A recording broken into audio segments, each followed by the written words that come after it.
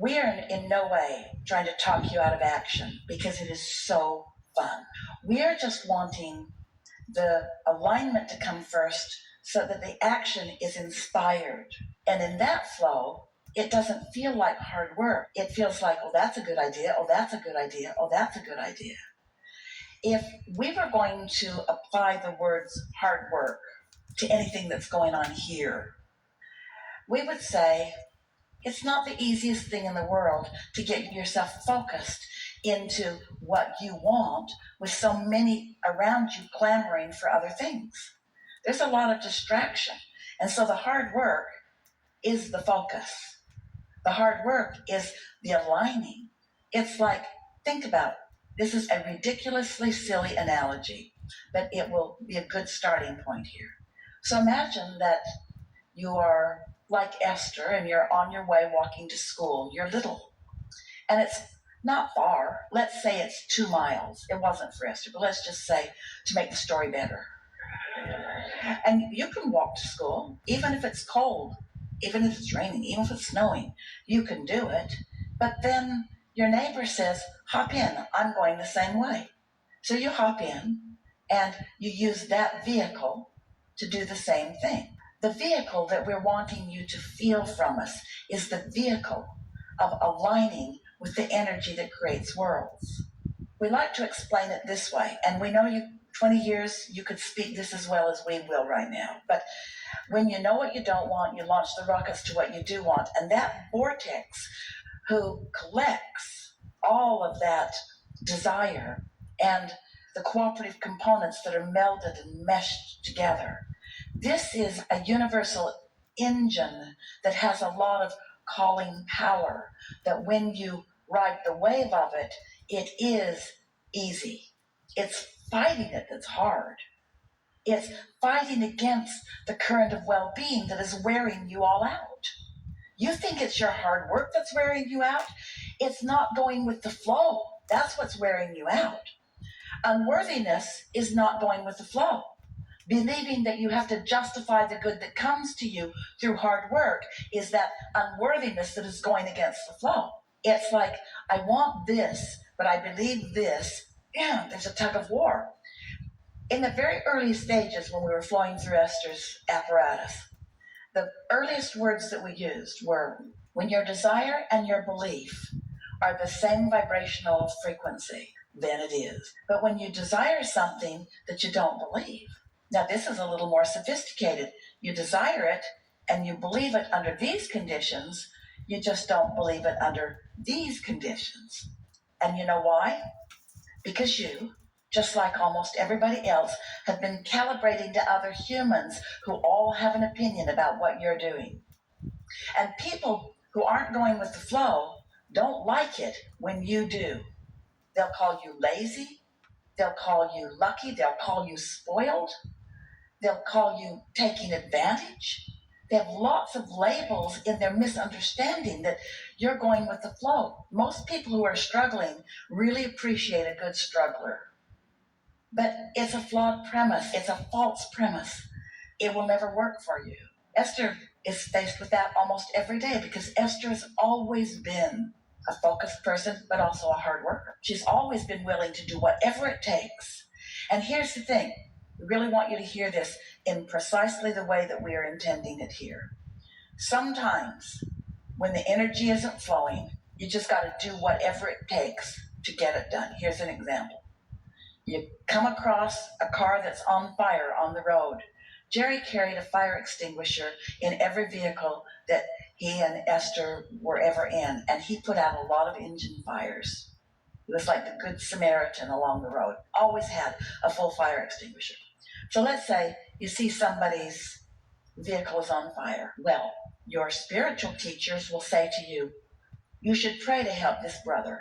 And your metaphysical teachers will say, you should meditate to raise this person up.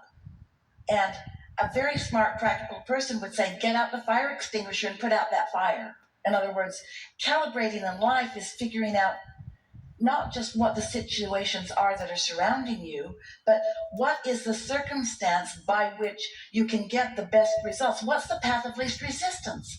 That's the way to ask and answer this question. What's the path of least resistance? Is the path of least resistance to drag them to safety and then pray with them? Or is the path of least resistance to drag them to safety and then put the fire out with the fire extinguisher?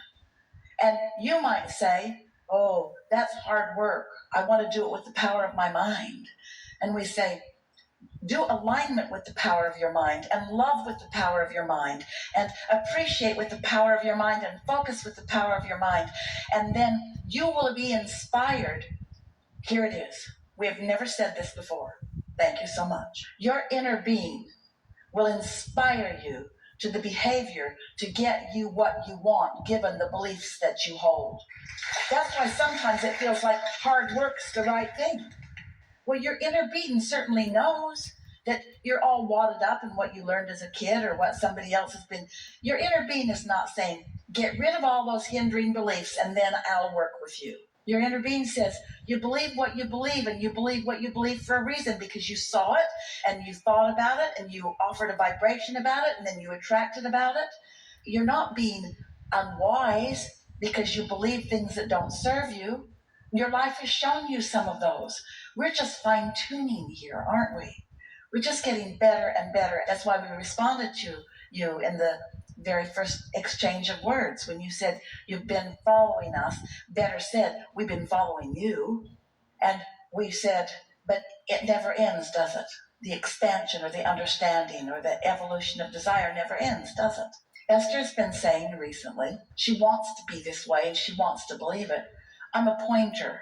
I decide, I line up my energy, and then I'm inspired to whatever it takes in order to bring things about. But isn't it really, really, really a true thing how fun it is to get your own hands in your own clay? We just want you to look at it this way. You want to do the work with your mind. Get all the cooperative components going so it's unfolding, and then you want to jump in to the fun action of encouraging it along. So what we're really talking about here, you can break it down pretty simply. Am I right now coming from the upper half of the chart, the upper half of the emotional scale? Am I feeling like letting it go and contentment and satisfaction? Or am I feeling from frustration down? Now, we're going to say something to you. We've not said this before in this way. This is a leading edge conversation that you have evoked because of the clarity of what you're living. So you're going to hear this easily, and everyone else is going to benefit from this. So can you picture what we are calling the emotional scale? Can you picture it? At the top is appreciation and love and all of those good feelings. And then all the way to the bottom is depression and despair and unworthiness and grief. And the range is in between. So now we're going to tip that scale on its side. If you've been with us for 20 years, you know sometimes we talk about the scale. You know what you don't want, you know what you do want. The emotional scale, you know what you do want, you know what you don't want. So let's flip this thing on its side. So you know what you don't want, you know what you do want. So now the fulcrum of this scale is over here, 1, 2, 3, 4, 5, 6, 7, 8. It's between 7 and 8. Between letting go and satisfaction. So here it is over here. Notice how when you're trending in the direction of what you want, when you're trending in the direction of love and appreciation, feel how resistance freeing that is. When you're trending in the direction of appreciation and love. Now think about how you feel when you're trending toward anger and blame and guilt. If you understand where that fulcrum is and you understand the difference, because the law of attraction is going to bring you whatever you're focused upon. And there really is no ending to how much it will bring before you make the shift. What if you're in a lower feeling thought and you want to move up? And I know that you look for the better feeling thought, but is there a faster way to do that? The best thing to do is not get too far down on the emotional scale, because you're trending now. And once you're trending in the direction of what doesn't feel good, then a nap is a good remedy. Meditating, where you quiet your mind. Anything that's distracting from what's bothering you is helpful.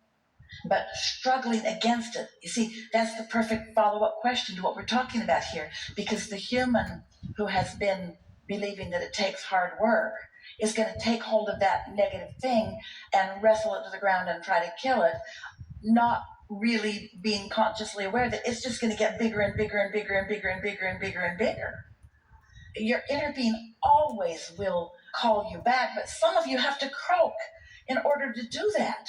And we just don't think that you should have to let go of everything that is about your physical life in order to allow your vibration to rise. And having knowledge about how it works helps a lot. Do you want to talk about something specific?